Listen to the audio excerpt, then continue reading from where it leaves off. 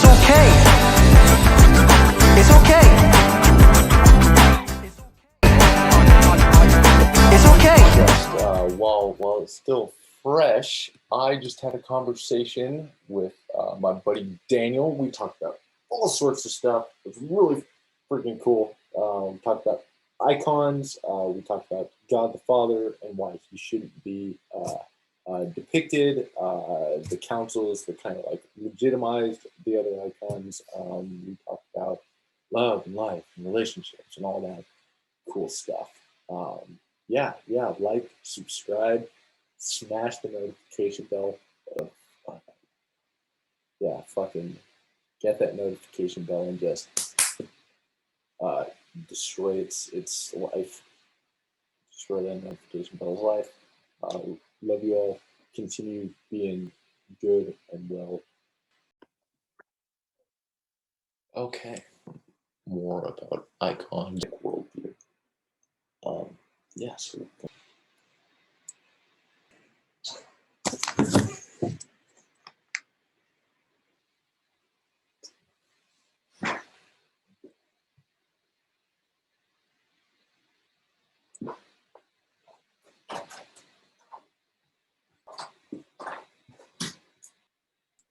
sir, Hey, how's it going?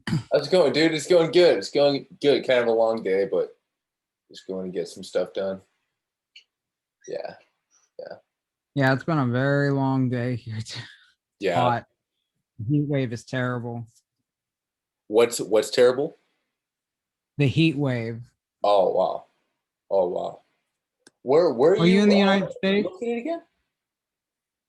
Pennsylvania. Oh, okay. Yeah, it's really bad here. Man.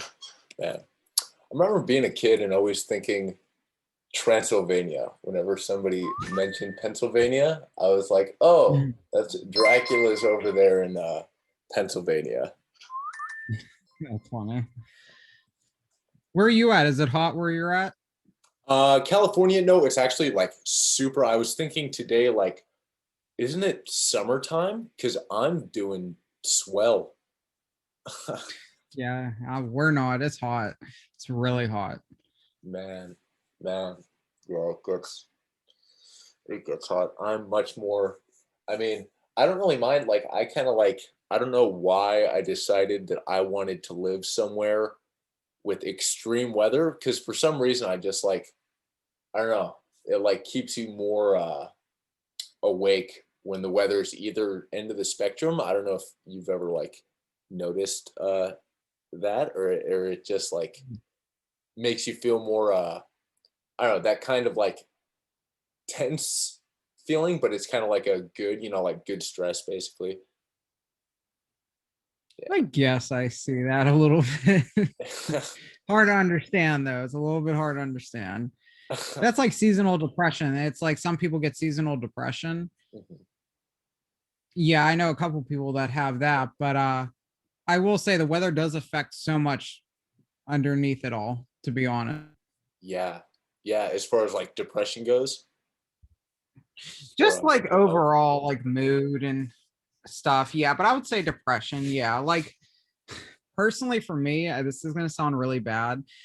I like when the weather is shitty, like rainy or snowy, because then I know everyone else is miserable with me.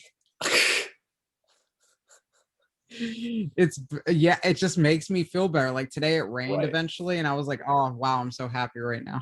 Well, and it lets you like look out the window and like be miserable, like, but in a romantic way. Yeah, I get that. I definitely get that. At least like a chapter out of a good story or something. I'm doing pretty good with a relationship, so I'm just hoping it lasts. Cool, dude. Yeah, I've been thinking about relationships too much. Yeah, too much. They're Maybe it's time to start looking. Yeah. They're important. They're important. I feel like they, romantic relationships, especially, like they help. I guess bolster you against. You know, um, adversity, I guess, or give you some sort of strength. Yeah, they comfort you from loneliness, but it's always good to be independent too. Got to be Yes. independent from it all, which is Yes. very hard sometimes because you feel so comfortable and secure with someone. And then when they leave or something happens, then it feels terrible. But yeah, it's terrible. Mm, mm, yeah, that's why maintaining like your independence, like being able to just like, when you're with them, I feel like sticking up for like things you believe, or not in a way where you start like unneeded arguments, just having like just remembering you have your own like opinions about No, you're like, right. You're absolutely right on this. And I have to emphasize this. okay. So when I'm in a relationship, personally for me, I'm very what's the word? I'm very soft. Agreeable. I'm soft. Yeah. Not saying I agree, but I'm just more mushy in a sense. You know what I mean? So this is what I do now. And this is what because I'm actually more mushy with friends too. Like I'm more kind if I'm more because it's more intimate in a sense. You know what I mean? But here's what I do. You have to establish your authority. You have to establish that you need to be respected, treated as an equal, and not to be belittled. And that is something very undermined, I feel, at least from a lot of younger relationships I see, which is pretty odd, to be honest. Yeah. Like you ever hear about men like the woman wears the pants in the relationship? You ever hear that? Yeah. I hate that because Yeah. they shouldn't. It should Yeah. be equal. 100% not how it should work. And I don't like that at all. Yeah. Me. It definitely should be equal, or like both people like moving towards equality, or if one person in the relationship is like the stronger of the two, they should be helping the other person speak their mind, or speak like what's really like in their mind or in their heart. You better each other in a sense. You better each other in mutual respect and love. Yes. Absolutely. Yes. I agree. I agree full-heartedly. Like, it's called the there's one thing, if you look into psychology, it's called the it's a term in psychology called the Michelangelo effect, where both of you are helping each other like realize your highest potential. Because I guess like Michelangelo's relationship with his girlfriend or wife was very it kind of had that like stern quality, or that like, helping beat each other into marble statues, so to speak, or something like that. Yeah. I will say if both parties are too, I don't want to say dominant, but too stand your groundish, it could be a problem. You know Mhm. what I mean? I don't have that, thank God. I thought I did, to be honest, because I'm so like I established that authority just because that's just how I am. I don't want to be taken advantage of, and you know what I mean. Yeah, But it totally. so much that it's fine with us. So I'm happy. That's I'm good. happy with that. That's so Yeah. good, dude. It's Yeah. That's awesome. That's awesome. Yeah. I've been trying to definitely get stronger in the relationship front. I guess just like relating with people better, and there's yeah, yeah. There's a lot to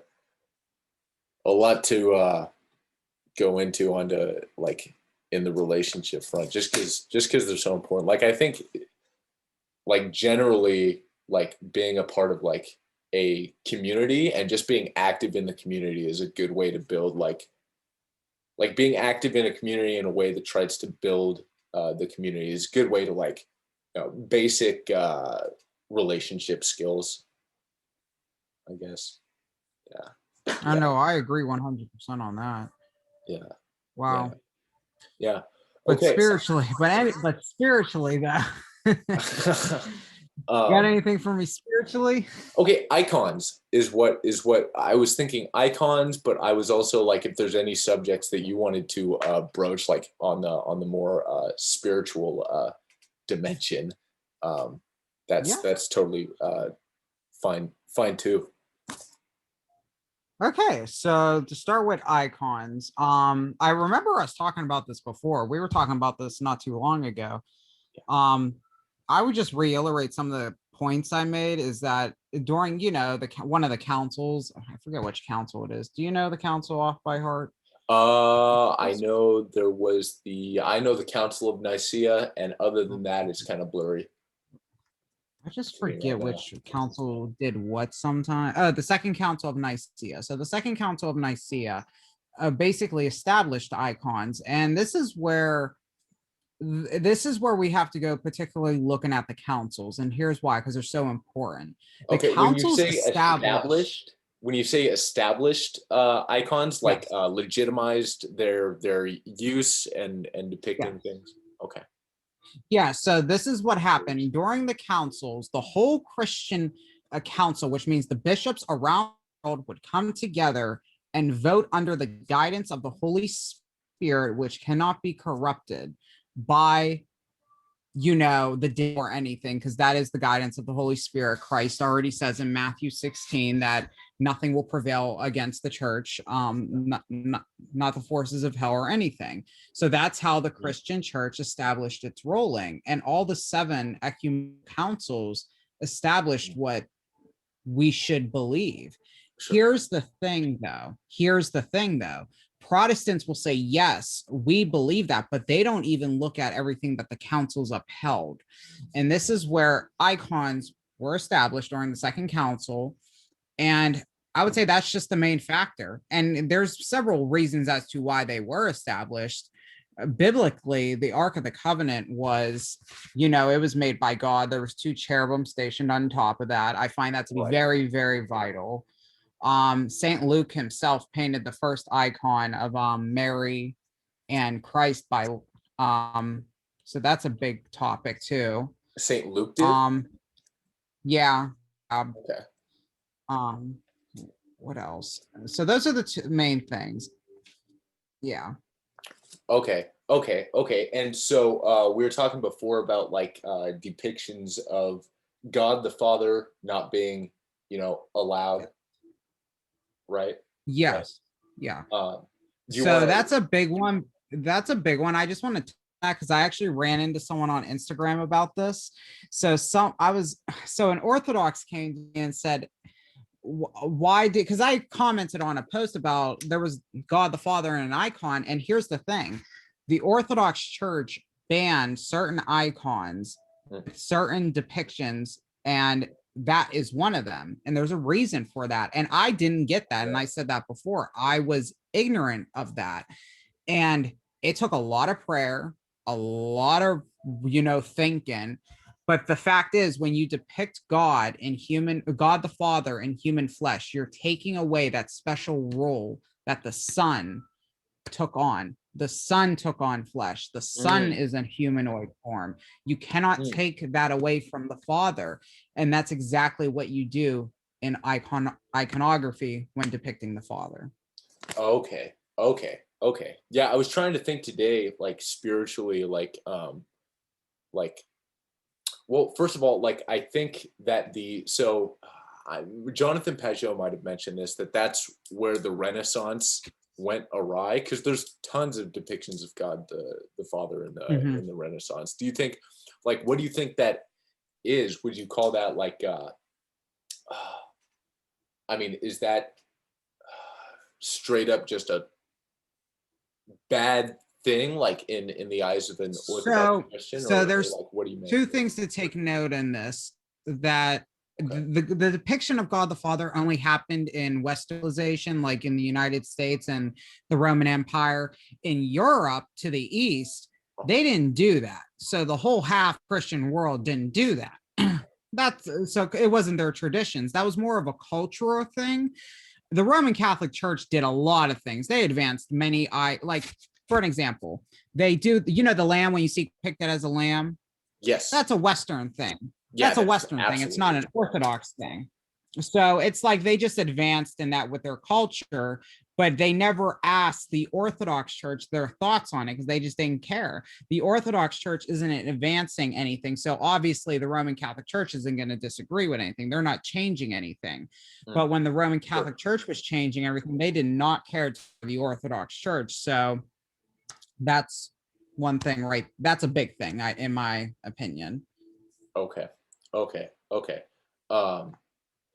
And I guess I had heard someone else say, it might have been this guy John Vervaeke. He does this series called Awakening from the Meaning Crisis, and he was talking about how like what we think of as God is like what we have, because God, like the idea of God, very much like when you try and think about what God the Father looks like, it like permeates your imagination, right? It fills up with all sorts of like images, and to him, those images were a representation of the ground of reality. So you have like this top kind of like layer of those images, and then underneath that is something real where those images like kind of like come from. Does that see? This is actually something that is actually mentioned in the Orthodox Church, and so how do I want to say this? I gotta say this accurately. Okay. I don't know where I got this from. I don't know if it's a canon. I know it's from somewhere in the Orthodox Church. The saints have mentioned this. That's the only thing I can clarify. You're not supposed to imagine anything of God the Father because we don't know what his form is, if that makes sense. The only thing we can vivify in our brain is what's in Revelation, because when John basically describes God the Father some people take it allegorically. I don't. I think he actually said, and he wrote it down, I take everything in the Bible quite literal. I don't think anyone should take a lot of it poetically unless it's obviously poetry. You know what I mean? But yeah, I don't. Anyone who says I'm just meditating and I'm thinking of God the Father and I think of things, you should never regard that. Demons can be influencing you. Your imagination is something Christ obviously says is terrible. You never regard your imagination. So yeah, I know the Orthodox saints definitely reject that. Okay. Yeah, I feel like I'm definitely a proponent of. Well, how do I put this? You know what I thought today? I'm not even gonna lie to you one bit. I'll be honest with you. I was praying today in the morning, and I was because I do visualize it in my head when I close my eyes. And you know what I thought? Because my brain keeps going sometimes. I swear I have ADHD in the mind. I was thinking that the light from the Father is aliens. Like, it just popped into my head. And I'm like, okay, demons or my imaginations, and stop annoying me right now. You have to reject that because that's just going to mess you up in the end. It's going to get you off of the truth. Right. Or would you say like taking it as like an interesting, like, oh, that's interesting, but it's not that, just because maybe you would think like just because something's interesting doesn't mean it's true. And I do get very much like I'm very much like a proponent of. See, here's the problem with that too. Right now, you can find it interesting, but if you go tell someone that, they might believe. Yeah. You went and told my mom, she might believe it. She believes anything she sees on TV. She was very naive in that sense. She would watch a documentary and just believe everything she saw. And if you went and told her that, she might have believed it. She might have like, oh wow, that sounds really intriguing. Some people are simple like that. Okay. So one question I would have, and it's kind of, it might be like a big question or like a radical question, or like, what's the difference between someone like was it John who wrote Revelations? Yes.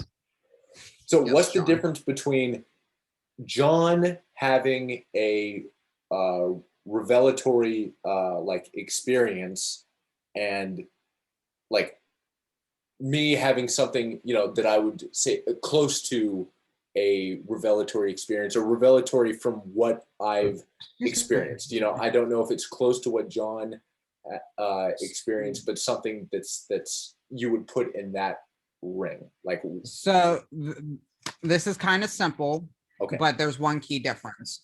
So the saints, we all know that the saints had very spiritual revelations, not revelations. I don't want to use the word revelation. They had spiritual experiences.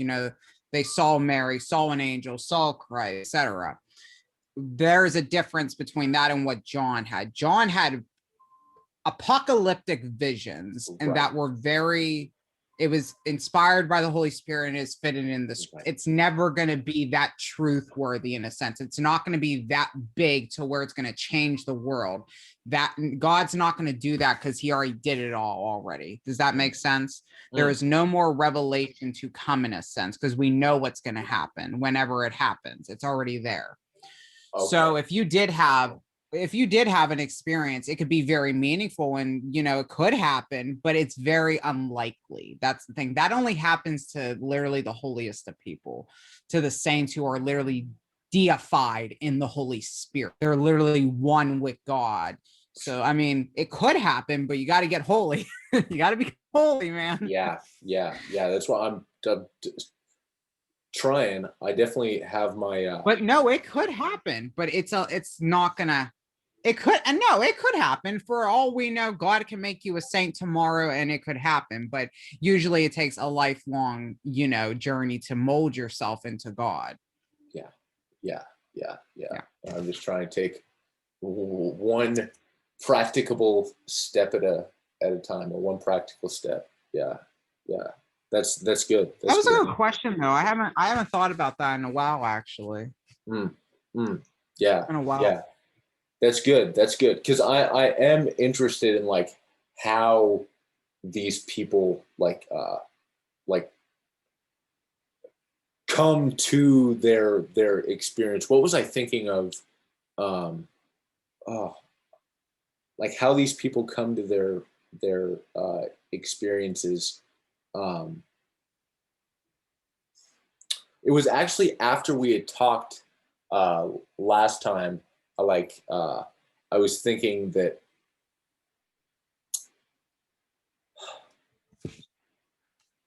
it might have been about like travel. It might have had something to do with like the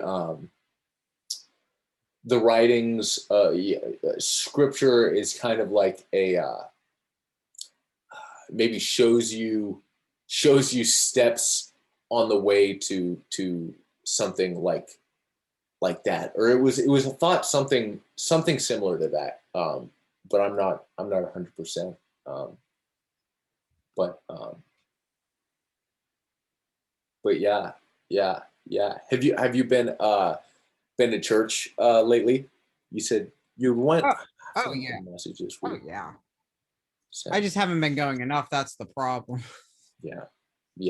I always go once a week, but it's like I'm trying to fit in a second or a third day, but with school and just other things going on, it's a little difficult, but I'm definitely gonna pick it up a little bit. That's good. Yeah. Same. I've been focusing like a lot on like if I'm not going to church, I feel like I sort of like try and like be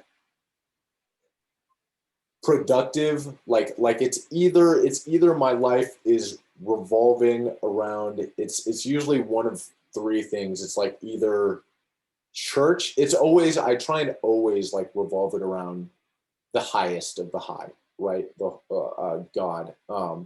But then he'll like take you on, it's almost like take you on particular paths, and that usually like manifests as either church or work a crazy amount compared to what I'm used to, or like a relationship that he's pointing me. I will say, you just made me think that was something I didn't do. Like, I mean, I always kept God in my life, but it wasn't like if I was in a situation like I was hanging out with someone or in school, I never like it wasn't 24/7 if you know what I mean. It wasn't like he's there constantly. Yeah. In the past year and a half or two, it has been maybe a little bit longer. Awesome. And I just realized that now that you said that, because I was like, it hasn't always been like that. I can remember in high school, I was 18. No, never. It wasn't like that. Now it is. And thanks be to God for that. It's Yeah. amazing if you're like that, for sure. Yeah.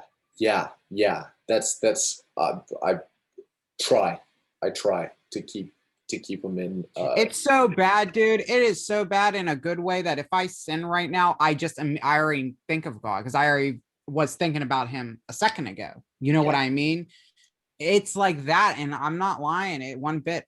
It's kind of crazy when you get there, but it took so long for me to get there. That's the thing. I don't know why it took so long. I was consumed with the world. That's why I was consumed with the world. Yeah. I think it's probably been the past, like, oh gosh, at most like a little more than 2 years. And especially like there's certain times where it's more like punctuated, and those are usually like the more like things get a little bit shaky, and that's where you see him like come through kind of the most. Yeah, and you have to sort of like hang on to those moments. I saw some crazy things happen, man. You know, I swear to you, I could not make this up. You know, I swear, I gotta tell you this. I'm really close with my neighbors up the street, okay? And about 4 years ago, this was about 4 years ago, they came down for fireworks for the 4th of July. And my mom just died around that time. And I swear God as my witness happened. I was standing outside and they mentioned my mom, and I just made a joke or like snubbed their comment, not in a rude way, but I just, didn't want to think of her. It was early in that time. So then a lightning bolt hit, like not me or anyone, but like it had to be like 10, 12 feet away.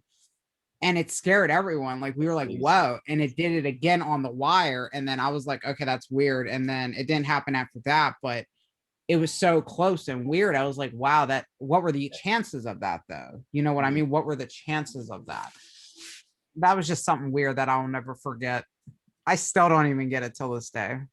That's crazy. That's crazy. I don't know if you know who Jung is, Carl Gustav Jung, a Swiss psychologist. He talks about like synchronicities.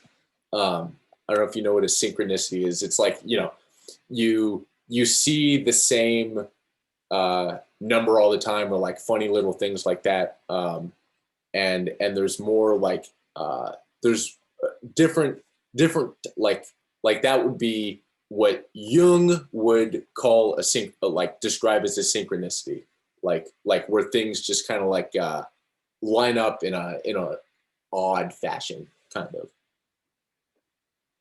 In that specific situation, it was completely odd just because of the lightning bolt, and the chances of that being that close are very slim. Yeah. But I will say nothing has happened after that like that. So that was just my unique experience in that regard. Yeah. Dude, that's I had a lot of weird spiritual shit, but that was the craziest one. Have you had any like spiritual situations? When I was younger, like the closest thing, I went to church because of the social interaction. I realized that recently, was that I really loved the brotherhood and the sisterhood of the church, and that's what drew me to church as a kid. Like I loved being with my brothers and sisters, and like hanging out and stuff. And but the only thing I was scared of as a kid, or the thing I was most aware of, was possession. Like I was like, that scared me. Like that's what I did not like. I remember like laying in bed and just got very self-conscious of that, and I was terrified that I was just gonna like float up into the ceiling and yeah, it was a disgustingly That's horrible wild. night.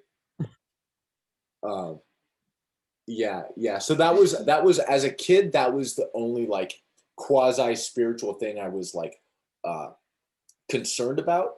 Um, that was probably the most potent. Um, and and But none of that happened, right? no, no, no, no, Wow. no. Yeah, it was just like this. That's where the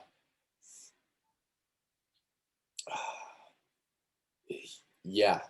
That's, and I think those experiences were the most like powerful. And it's sort of like, I don't know, like one way I think about God is like that which shines forth through what you like already know, because you already know what you already know, and then when you encounter or learn something you don't know, that is like a piece of the eternal what's not known showing itself to you, and that's what I think God is like. Oh The yeah. I oh yeah. I yeah. get that 100%. Okay. Cool. Have you No, had? that really happened. Like times in my faith, I genuinely realized something like the father thing, like the father thing. Um, it's like I would realize things randomly after so much prayer and thinking, and I would be like, wow, that's crazy. I didn't Yeah. I was pushing to figure something out, but it was a big thing in the end, always. Yeah. Yeah, it's Yeah. crazy. That's crazy. That's crazy. Yeah. Um, yeah, and I think like just there was other experiences like pushing myself spiritually. I remember it was like 2017, maybe the end of 2017. I was listening to this lecture on Kierkegaard. Do you know who Kierkegaard is? He was a philosopher basically, and he was a Christian, and his whole thing was like he wrote a bunch of stuff on faith, and I forgot, a Danish philosopher, and he was concerned with like faith, and he was a very religious thinker and very deep thinker, and very like he sort of had that like aware of his own like death, and like trying to be an authentic human being, and I was listening to him this like documentary of him, like in the documentary had like some of his thoughts like scattered throughout, and I just went outside and I was like, okay, I'm going to try and think religiously. That's what I'm going to do. I'm going to try and think as deep as I can. And I had two experiences. One was I went outside on this deck and I just tried to think religiously, and I saw this light outside of myself, and it felt like I was bathed and cleansed. And I started crying and just wanted to like run down the street and like yelled at everybody.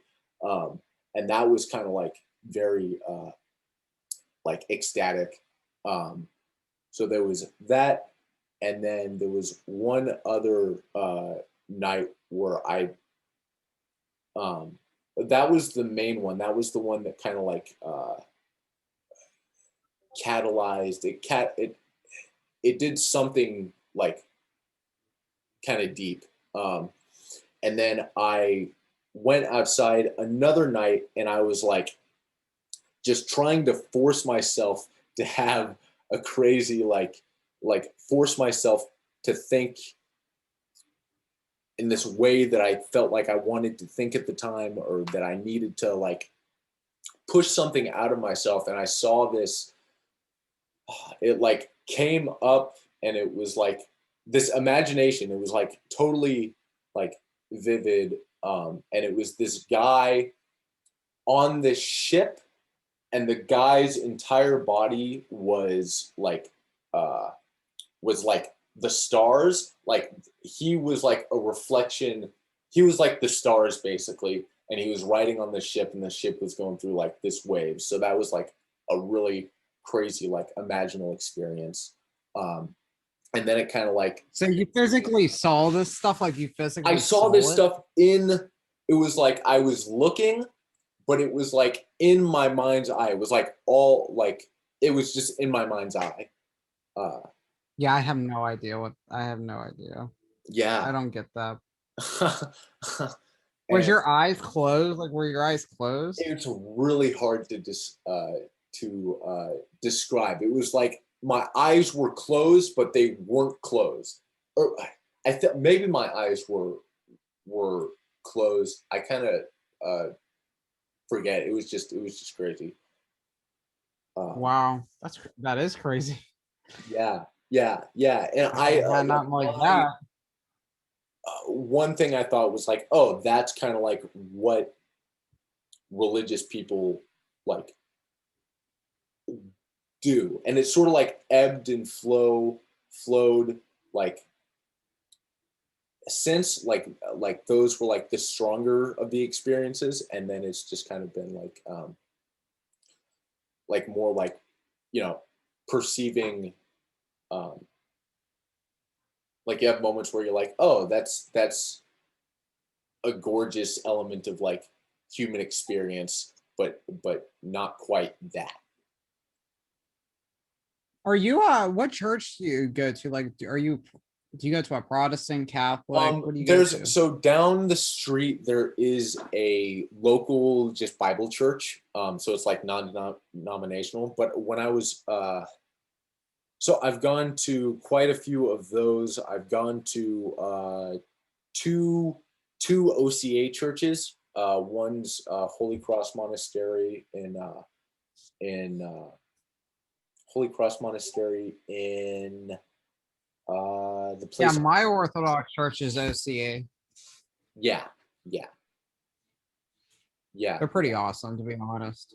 Orthodox Church of America is so it's all in like English and stuff, um, for the most part, I think. And then Saint Innocent in Humboldt County are the two Orthodox churches I've been to. I've never been to a Catholic mass. Um, There's some good ones out there, but yeah, you have to really love your faith to endure it. Let's just say that. And you have to get used to it. Like I can go right now and go and be happy, but I'm gonna miss my Orthodox service a lot more, let me tell you. yeah. I really liked how the Orthodox like make you stand the entire time, or they don't make you stand, but like it's good. Like you have a better experience if you stand the entire time. I don't know. That's just from what. Are you baptized or are you baptized? No. I had a dream of being baptized with an Orthodox guy I know and two other Christian people I know. I had a dream I was baptized in like light, with That's crazy. with them present, and that was really like that was really cool. And like I yeah, sometimes I'll like just thank God for kind of like revealing little pieces of like maybe what his. That's him pushing you to get it done. That's what he's doing. He's pushing you to get it done. Yeah, I'm trying. Yeah, I'm trying. Yeah, that the pastor's name was his name's Paul Vanderclay, and he's on YouTube if you ever want to check him out. He's pretty interesting. Yeah, when you get baptized in the Orthodox Church, you also get confirmed. Okay. And then you get Holy Eucharist, and then you get confessions. Well, you get confession later on, but it's pretty good because you get all the sacraments in one, and it's like the fullness of grace. And I just would just say it's very important to get it done if you really are sincere and genuine about it. It's very serious, I would say.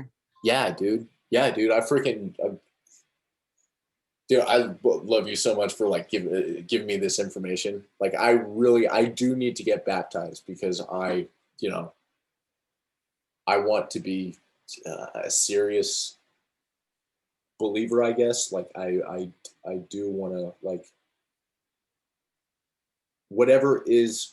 I do want to dedicate my life to whatever's like the highest, I guess, or whatever I need to uh, dedicate my life to. Um, And see, the priest, when you go to the priest, most priests are going to be like, okay, keep coming and then I'll do it. Because they want to make sure you're serious, and you can't slander the sacraments because then that's not good on you. They want to make sure you're serious. sure. So they're going to make you come for a while and then probably learn a little bit, you know what I mean? So it is like a work in progress. You have to work for it. And even when I was little, I had to, I mean, when I was young, I mean, I don't know what motivated me to do it all, to be honest, but I even had to change my rite from Roman Catholic to Byzantine Catholic because I was baptized under my mom's, and she was Okay. like baptized Roman Catholic. Okay. So I had to transfer to Byzantine, and I had to write to the bishop and everything. And yeah, it's like you have to work for it, and it's worth it. It's so worth it, man. Yeah. So wonderful. I bet. Like the community, I just bet it helps so much. Do you find like the community helps with like practical things? Like, do you go to them with advice for just like concrete, like everyday, like, oh, I'm in this. This is the, for lack of a better term, this is the shit I'm dealing with, or the stuff that's going on. Do you have Yeah, actually, so I grew up in a Byzantine Catholic church, like I said, so that's my home parish. And not to be rude, because I love them all to death. They're literally my parish family. It's just I saw a lot of churches when I was little. I used to go to different churches, Protestant churches, Orthodox churches, and just talk to people. As I said, I don't know why I did it. I guess God was motivating me somehow. I don't know why.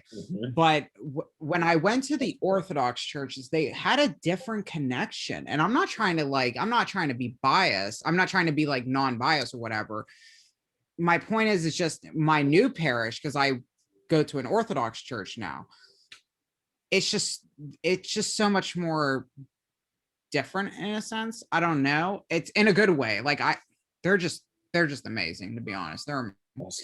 But yeah, I talk to them about anything. I'll talk to a couple people about anything. Actually, I mean, there's good people in all churches, not gonna lie.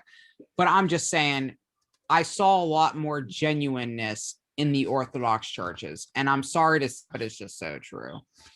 Yeah. I'm not saying it's like that for every church, but at least the ones I've been to. I've noticed there is a like a streak of like it's like normality. It's so weird. Like there is a normalcy to the people in Orthodox churches. Like I've noticed. Like they're just living. Like, for an example, if you go, the women are wearing veils. And if you're wearing a veil, 9 out of 10, you're taking your faith seriously.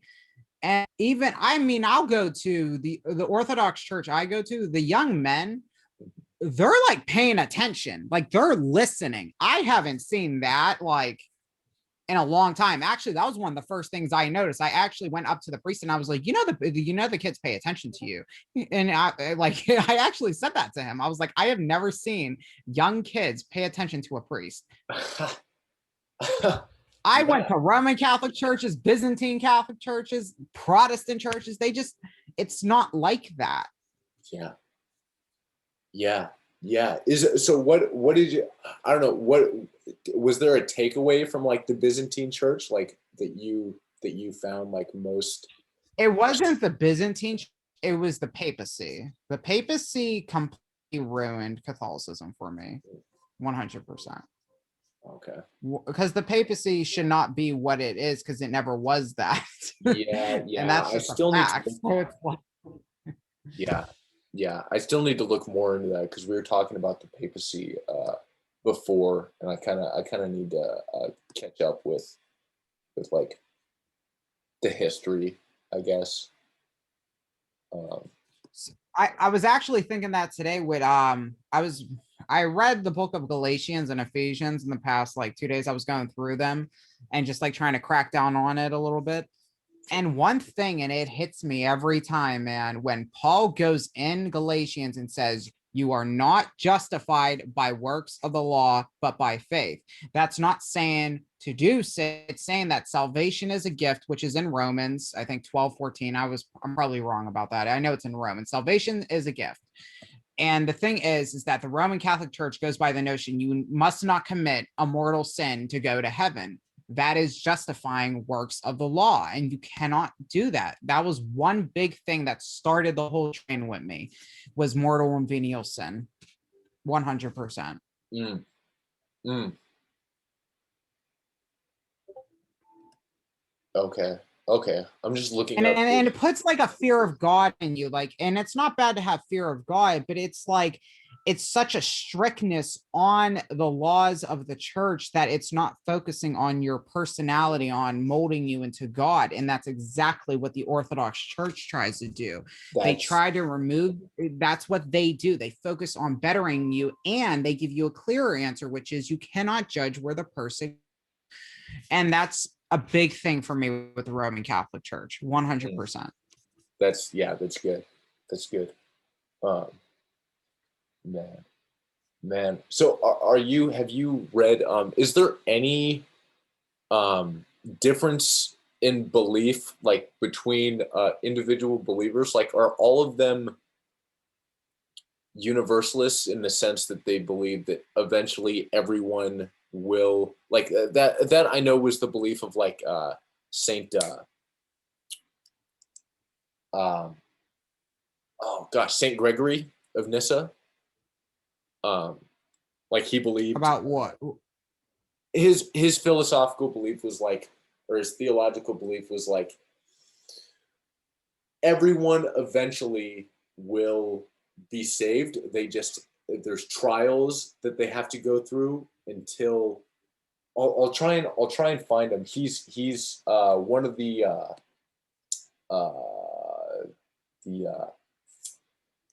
Nicene Fathers.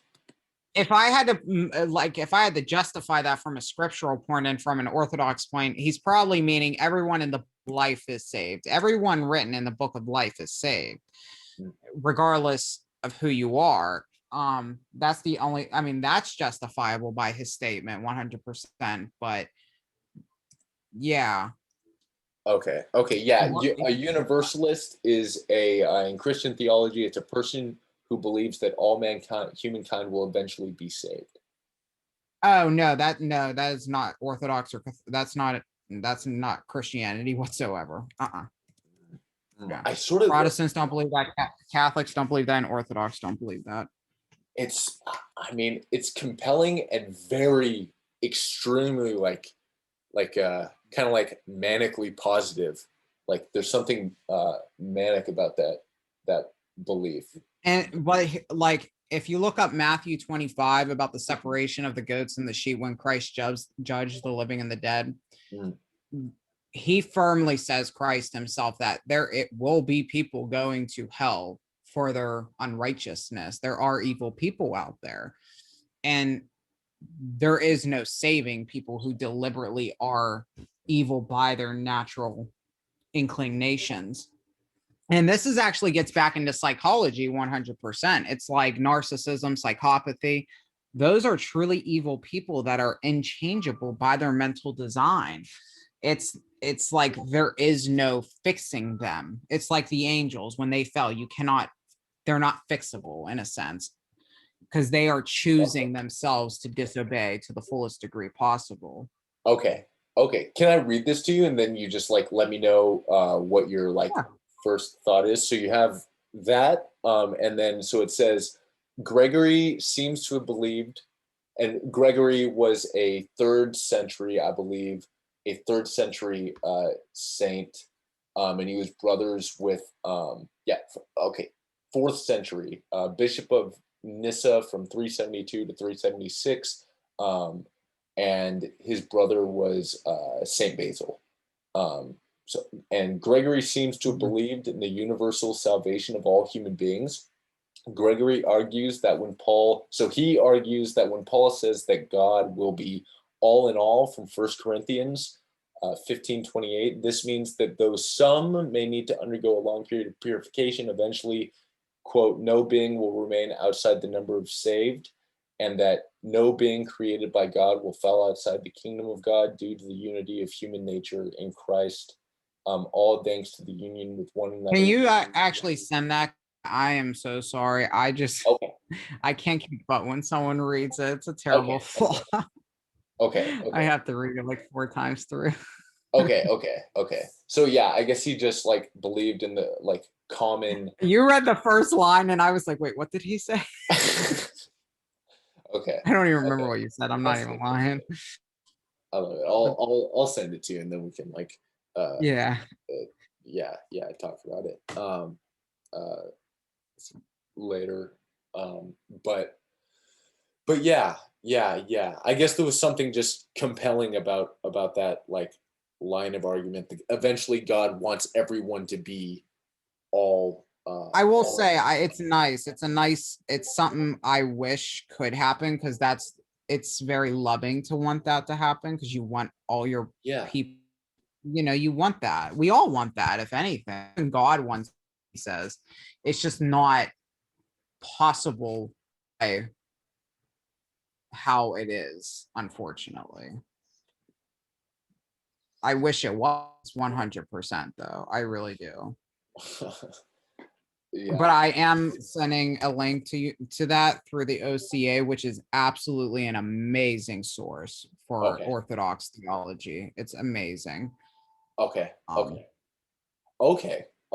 maybe I'll put that in the description of the video. Maybe I'll put a couple of links. Like, I don't know if we ever, that might be a good idea. Like if we ever talk about something where there's like a polarizing or a polar issue, you can just put like 2 links in the description for people to like. Yeah, usually it doesn't take long to get a link, to be honest. I'll start remind me and I'll start sending cited sources. I just forget, to be honest. Okay. Well, anyway, love it. Is there anything else that's been like that you've been thinking about, or like that you'd want? Yeah, actually, some actually did happen. That's been happening on Omegle. I'm running into a lot of Jewish people that are ethnic, like, they have Jewish blood. Mm-hmm.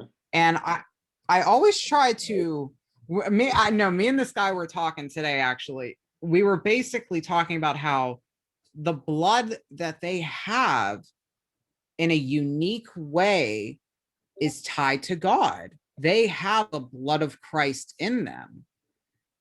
They have the bloodline of David, which is the bloodline of Christ.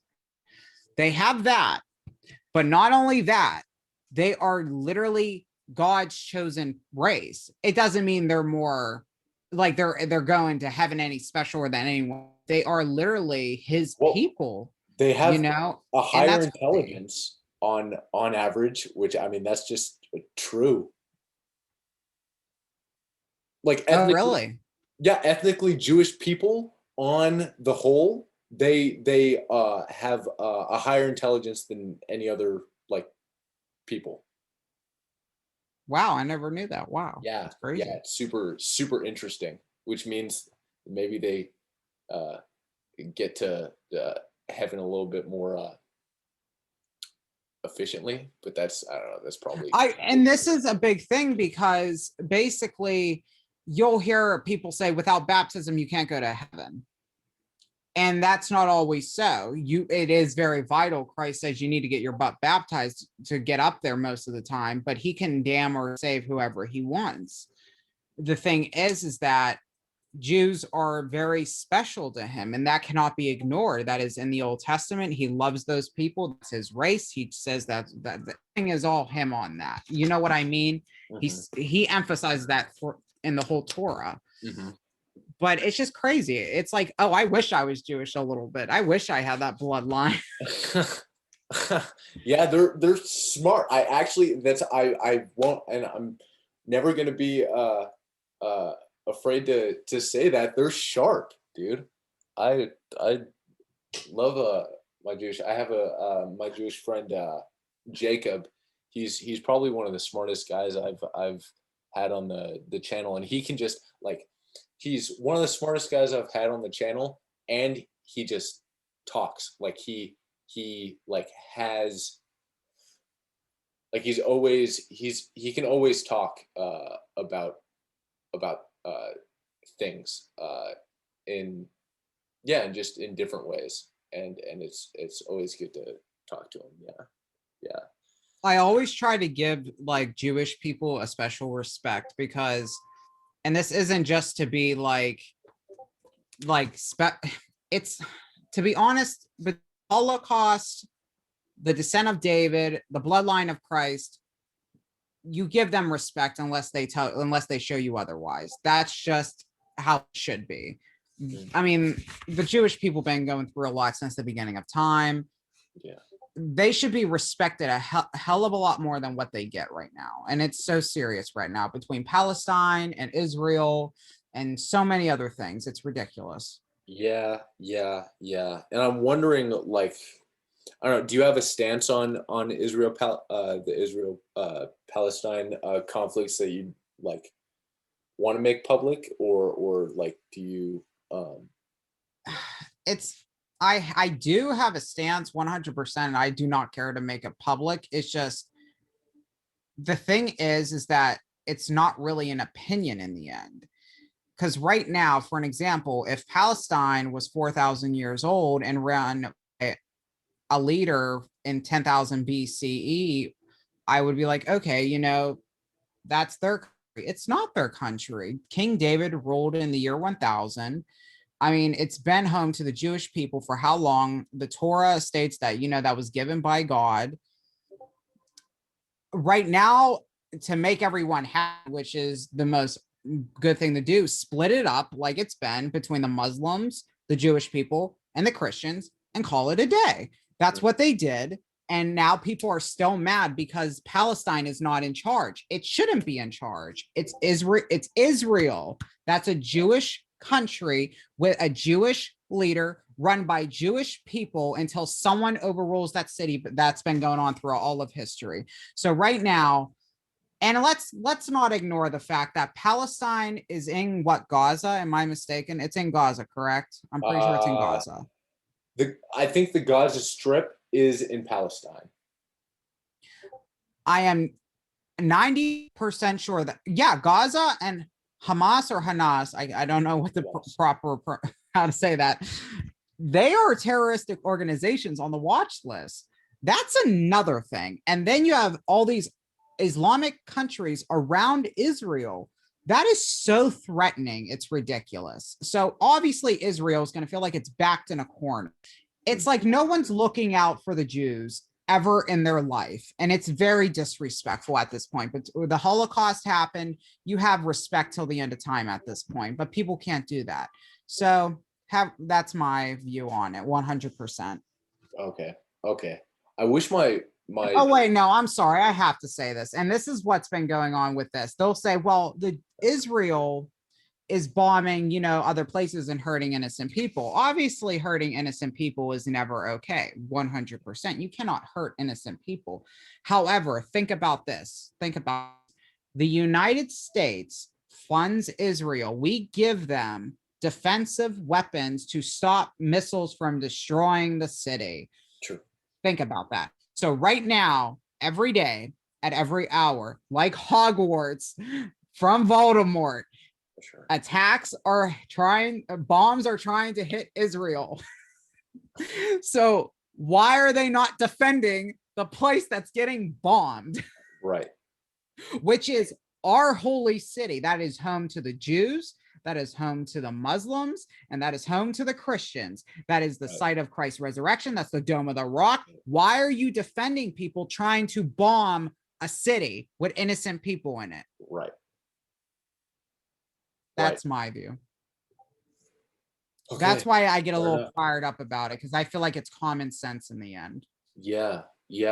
It's hard. It's just, I mean, like me being rather uninformed and rather like emotional, I'm just like, that's sad. That's just straight up sad. And it's like,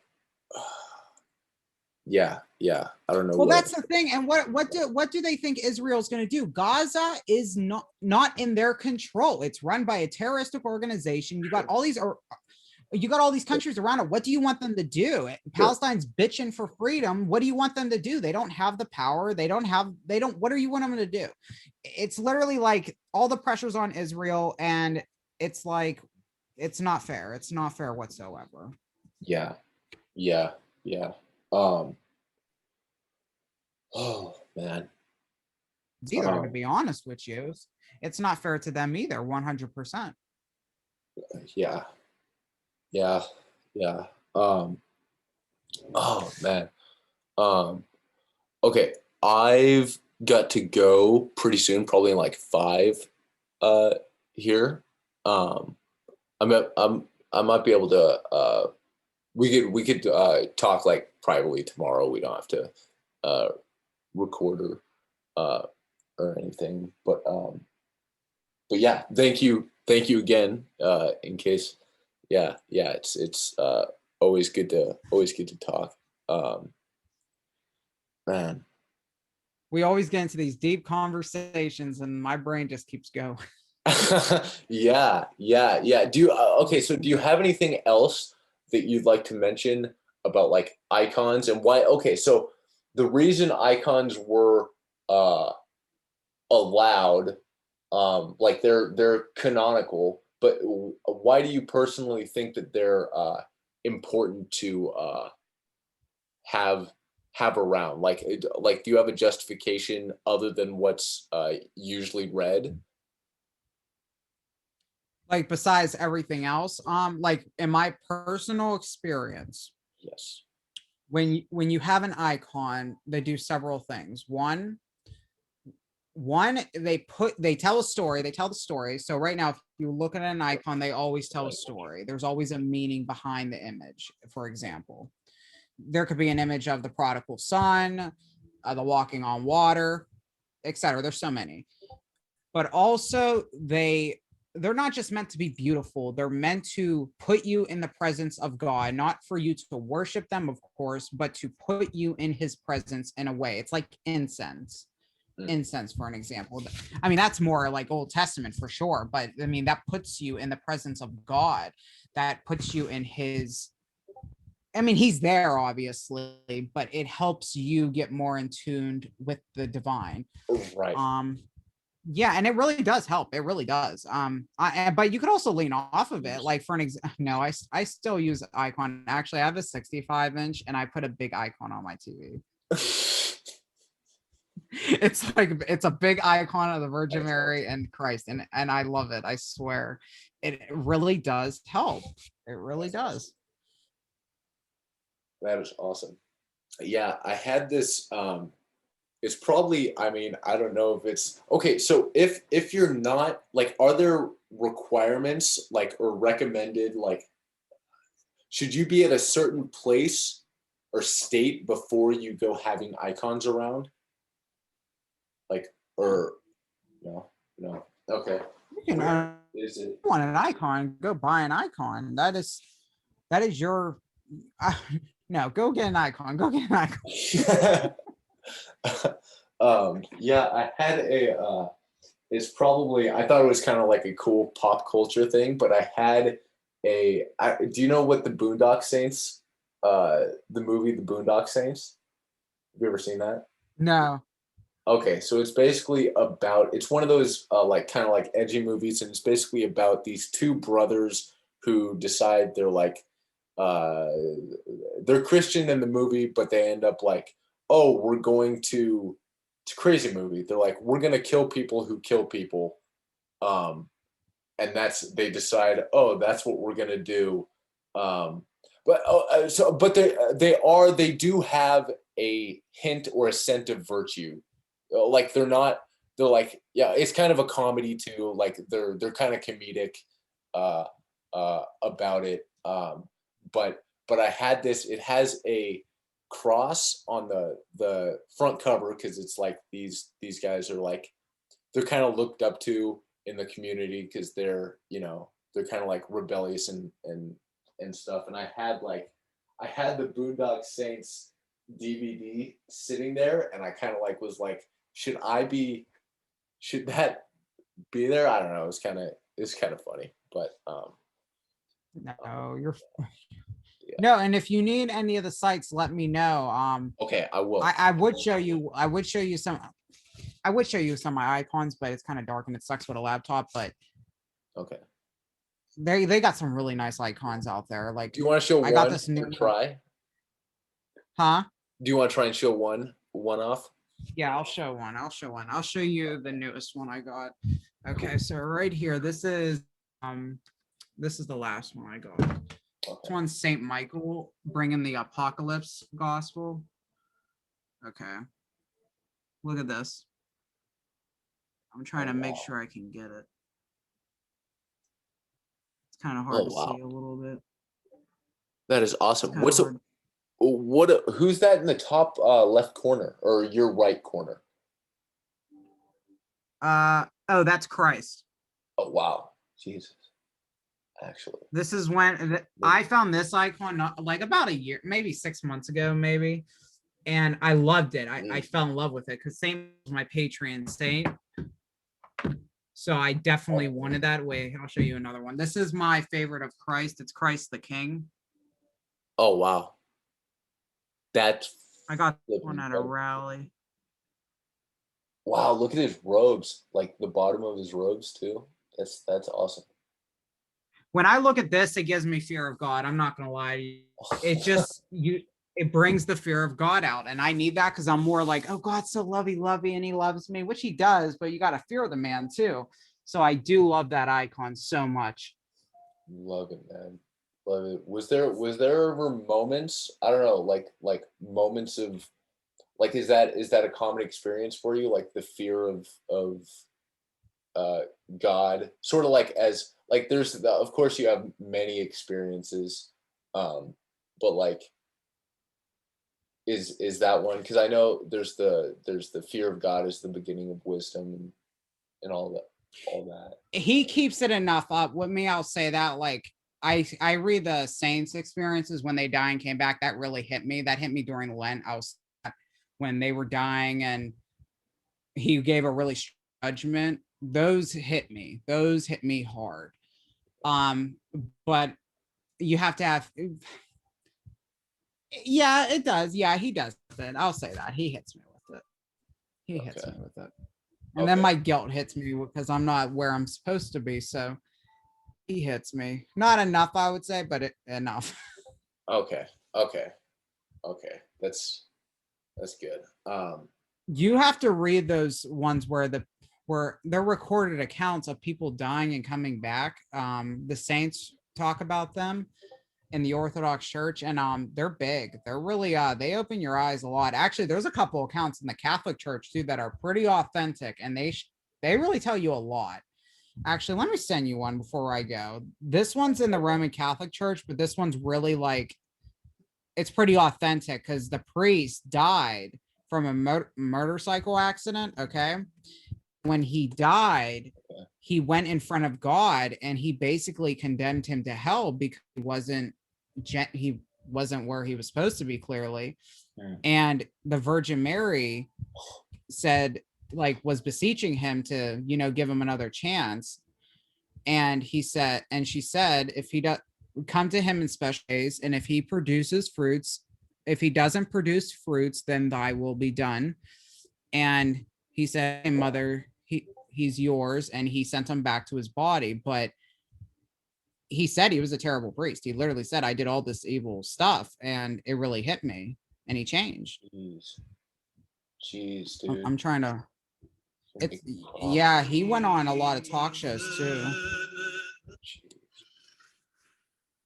He got screwed up big time. He was in the 70s or 80s. Let me right here. I'm about to send it right. I had one relative, my grandma's.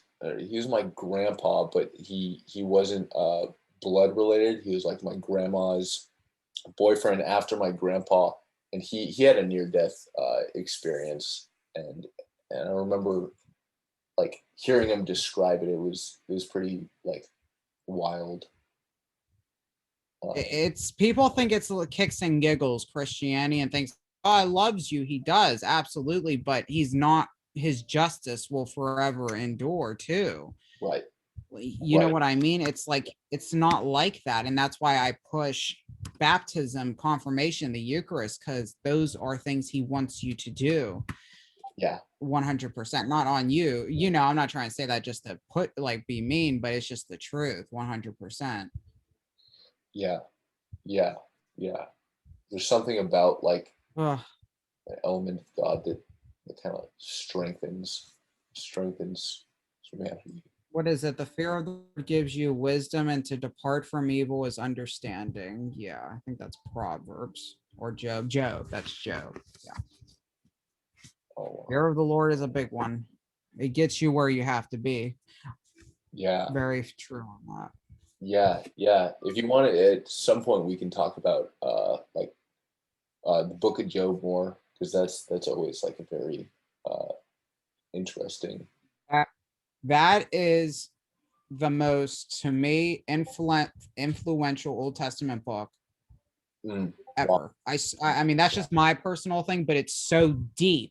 Wow. It's incomprehensible. And that's why, like, if an atheist would talk down on God, I would literally send where God came to Job out of the storm and said, "Who are you to question me?" and gave 99 reasons why not to question God. 100%. Do you lead the bear out of their cubs?